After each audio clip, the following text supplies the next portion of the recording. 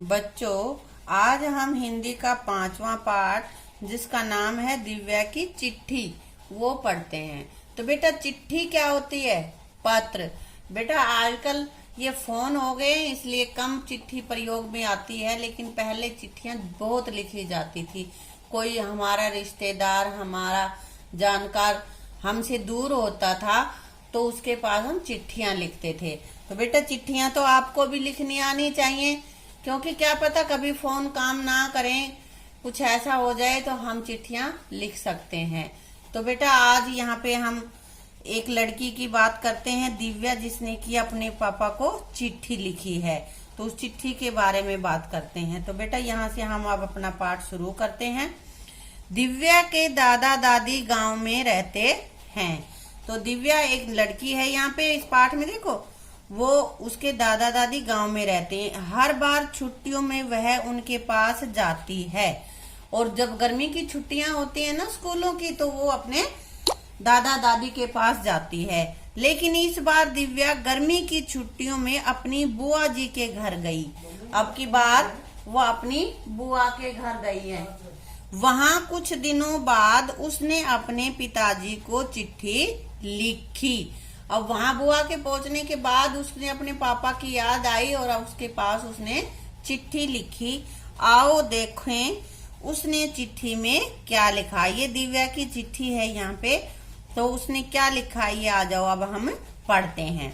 प्यारे पापा, नमस्ते। मुझे आपकी और मम्मी की बहुत याद आ रही है। तो उसने लिखा है कि मुझे आपकी मम्मी की बहुत याद आ रही है। बुआ जी मुझे बहुत प्यार करती हैं। बुआ जी प्यार करती हैं और कभी कभी अपने साथ बाजार भी ले जाती है, लेकिन मुझे बाहर खेलने नहीं जाने देती। बाजार तो ले जाती है अपने साथ, लेकिन बाहर नहीं जाने देती।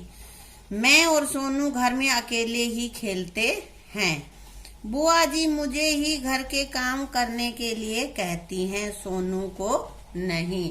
अब बच्चों की आदत होती है ना कि उसके नहीं कहा, मुझसे कहा गया है, तो यही शिकायत वो भी कर रही है कि बुआ जी घर के काम मुझसे करवाती है, सोनू से नहीं करवाती। आप बुआ जी को कहना कि वह मुझे भी खेलने के लिए बाहर जाने दे और सोनू को भी घर के कुछ काम करने को कहे। सोनू ने मेरी वह गेंद गुम कर दी जो मम्मी ने मुझे जन्मदिन पर दी थी। उसके जन्मदिन पर क्या दिया था? गेंद। किसने गुम कर दी उस गेंद को? उस गेंद को सोनू ने गुम कर दिया है। मेरा जो दांत टूट गया था उसकी जगह अब नया दांत निकलने लगा है। बच्चों के पास ये छोटी छोटी चीजें होती हैं बताने के लिए। पापा अब तो हमारी गाय का बछड़ा भी खूब उछल कूद करता होगा। पापा आप मुझे लेने कब आओगे?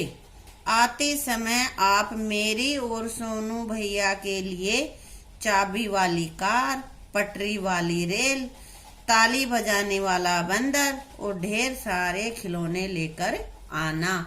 क्या मंगवाया उसने अपने पापा से? उसने मंगवाया चाबी वाली कार, पटरी वाली रेल, ताली बजाने वाला बंदर और भी दूसरे ढेर सारे और खिलौने भी लेके आना। आपकी बेटी दिव्या। तो बेटा ये जो पत्र लिखते हैं इसमें सबसे पहले हम जिसको पत्र लिखते हैं उसके बाद उसे लिखते हैं कि पापा के पास लिख रहे हैं तो प्यारे पापा, मम्मी के पास लिख रहे हो तो मम्मी, और नमस्ते करते हैं। और नीचे जो लिखने वाला है वो अपना नाम लिखता है। जिसने भी लिखा है वो अपना नाम लिखेगा। तो ये था दिव्या का पत्र। अब आगे है, पत्र लिखकर दिव्या ने लिफाफे में बंद किया। पत्र को बंद कर दिया लिफाफे में और बुआ जी से पूछकर लिफाफे पर पापा का पता भी लिख दिया। उसने अपने पापा का पता लिख दिया, क्योंकि बिना पता अगर हम चिट्ठी को डाल देंगे तो वो कहाँ पहुंचेगी? उस डाकघर वाले को तो पता ही नहीं चलेगा ना कि इसको कहाँ भेजना है। इसलिए चिट्ठी पर पता लिखना बहुत ज्यादा जरूरी है। आओ अब जाने कि दिव्या का पत्र उसके पापा के पास कैसे पहुंचा, कि पहले कहाँ डाला फिर कहाँ ऐसे। तो अब देखो यहाँ पे ये पत्र का सफर यहाँ पे हो रहा है। यहाँ पे हमारे पास ये देखो दिव्या इसमें लेटर बॉक्स में डालने लग रही है। तो यहाँ से बहुत सारी चिट्ठियां जब इकट्ठी हो जाती हैं तो ये पोस्टमैन यहाँ से इसको निकाल रहा है पत्र पेटी में से। यहाँ से निकालने के बाद फिर ये छांट रहा है कि कौन सा लेटर किधर जाना है। एक जगह के मिला के ना यहाँ पे अलग कर लेता है, दूसरी जगह के अलग करता है, ऐसे करके और फिर इनको गाड़ियों में भर के पत्र को पहुंचाया जाता है। फिर पहुंचाने के बाद फिर डाकखाने में पहुंचती है जहां की भी ये चिट्ठी होती है और वहां से फिर अलग अलग की जाती है। आसपास के गांव का जो डाकिया है वो उसको लेके जाता है और फिर वो साइकिल पे जाके घर घर दे के आता है। और ऐसे ये चिट्ठी यहाँ से डाकिये ने ली और ये यहाँ पे आने के बाद इसके पापा को, दिव्या के पापा को चिट्ठी दे दी है। तो बेटा चिट्ठी का तुम्हें पता चलेगा कि कोई भी पत्र कैसे हम तक पहुंचता है। यदि हम भेजें तो दूसरे जिसके पास भेज रहे हैं उसको कैसे पहुंचता है, बीच में क्या क्या उसके साथ होता है। तो बेटा ये हमारा लेसन हमने पूरा पढ़ लिया है, दिव्या की चिट्ठी।